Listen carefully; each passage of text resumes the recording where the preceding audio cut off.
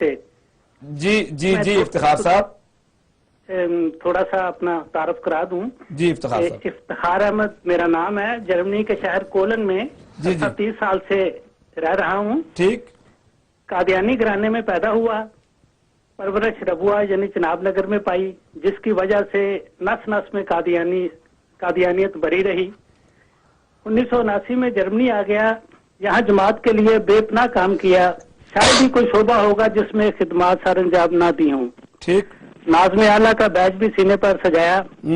سن 2000 میں اللہ تبارک تعالیٰ نے ہدایت بخشی اور مرزا غلام احمد قادیانی کی غلامی کا تو گلے سے اتار پھینک کر حضرت محمد مصطفیٰ صلی اللہ علیہ وسلم کی غلامی میں آ گیا. ماشاء اللہ ماشاء اللہ ماشاء اللہ ماشاء اللہ. محترم، جب تک میں قادیانی رہا میں مرزا غلام احمد قادیانی کو نہ صرف امام مہدی بلکہ نبی اور رسول بھی مانتا رہا. جی جی. جو کہ ان کے دعوے تھے. جی جی.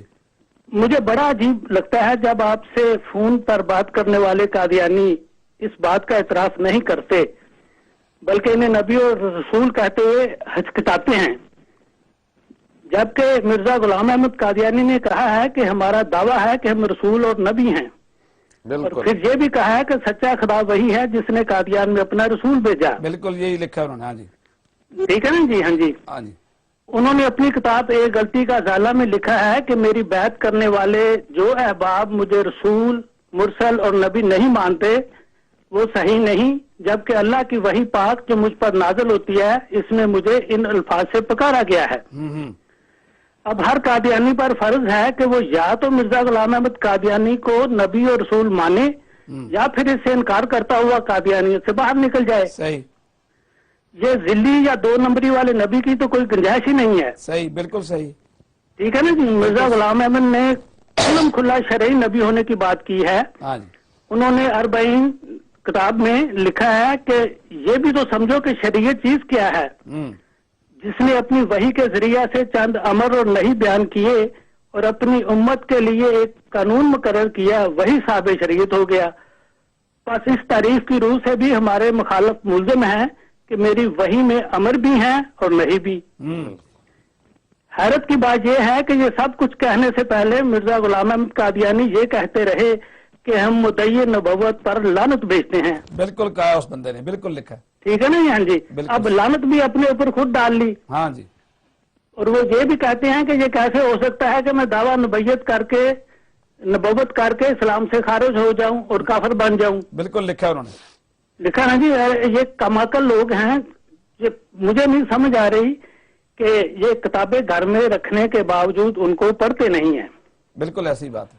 ٹھیک ہے نا جی. اب نبی کا مرتبہ کتنا بلند ہے. اب ابھی آپ کے پروگرام میں عبد الخالق صاحب یہ کہہ رہے تھے کہ جی وہ نبی ہوں گے، امام مہدی کے بارے میں کہہ رہے تھے. جی جی. تو نبی کا عہدہ اس کی آپ تھوڑی سی وضاحت کر دیں کہ نبی کی کیا تعریف ہونی چاہیے. جبکہ مرزا صاحب نے لکھا ہے کہ کرم خاکی ہوں میرے پیارے نہ آدم زاد ہوں. کرم خاکی. کرم خاکی.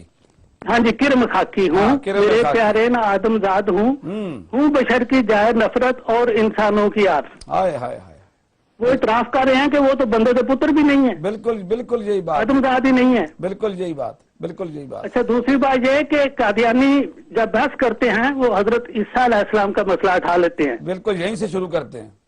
ٹھیک ہے نا. میں خود ان کلاسوں کا ناظم اعلیٰ بھی رہا ہوں. بالکل سمجھ رہا ہوں. اور یہاں یہ بات سکھائی جاتی ہے کہ جب بات کو ادھر ادھر آپ نے راہ فرار اختیار کرنی ہو تو حضرت عیسیٰ علیہ السلام کا مسئلہ اٹھا لیں. ساری زندگی ختم نہیں ہوگا. اب دیکھنا یہ ہے کہ حضرت عیسیٰ علیہ السلام کی زندگی اور موت کو الٹ پلٹ کرنے والا ایک نبوت کا دعوے دار ہے. اور سب سے پہلے ہم پر واجب ہے کہ ہم اس بات کی تحقیق کریں کہ آیا مدعی سچا ہے یا جھوٹا. صحیح ہے. اگر جھوٹا ثابت ہو جائے تو پھر اس کی کسی بات پر بحث کرنا فضول ہے. بالکل صحیح. ٹھیک ہے نا. اس لیے مرزا غلام احمد قادیانی نے یہ خود کہا ہے کہ اگر کوئی شخص ایک بار جھوٹا ثابت ہو جائے تو اس کی کسی بات پر یقین نہیں کرنا چاہیے. صحیح. اور ان کی تحریریں ہر تحریر ثابت کرتی ہے کہ یہ ایک جھوٹا شخص تھا. اس میں کوئی آر نہیں. کھل کے کہنا چاہیے. صحیح صحیح. ٹھیک ہے نا جی. بالکل صحیح. تو یہ جتنے بھی ہمارے یہاں پہ یہ بھائی آتے ہیں نا، میرا یہی تجربہ ہے کہ کتابیں گھر میں پڑھی ہوتی ہیں، یہ پڑھتے نہیں ہیں ان کو. بالکل ایسی بات ہے افتخار بھائی، بڑی اچھی باتوں کی طرف آپ نے توجہ دلائی ہے. ہم آپ کو پھر مبارکباد پیش کرتے ہیں. اللہ رب العزت نے سن 2000 میں آپ کو یہ توفیق عطا فرمائی، آپ پھر سے دائرہ اسلام کے اندر داخل ہوئے. اللہ رب العزت آپ کا خاتمہ ایمان پر فرمائے، اور آپ ہمارے حق میں بھی دعا کیا کیجیے. آمین جی. اللہ انشاءاللہ میں ضرور کبھی حاضری دوں گا اور یہ بتاؤں گا آ کے بیٹھ کے آپ کے پاس کہ کس طرح اللہ تعالیٰ نے مجھے اس طرف لانے میں میری مدد کی. یہ بڑا دلچسپ ماشاءاللہ. افتخار بھائی آپ میرے بعد یہاں پہ بیسیوں قادیانی جو ہے ماشاءاللہ. افتخار بھائی ہمارے ساتھ بات کرنے کے بعد آپ اپنا نمبر ضرور چھوڑیے گا. جی میں نمبر آپ کو اپنا چھوڑ کے جاتا ہوں. جی بہت شکریہ، جزاکم اللہ. جی بہت بہت شکریہ جی. اللہ حافظ. انشاءاللہ بات ہوتی رہے گی انشاءاللہ. افتخار بھائی بہت شکریہ، جزاکم.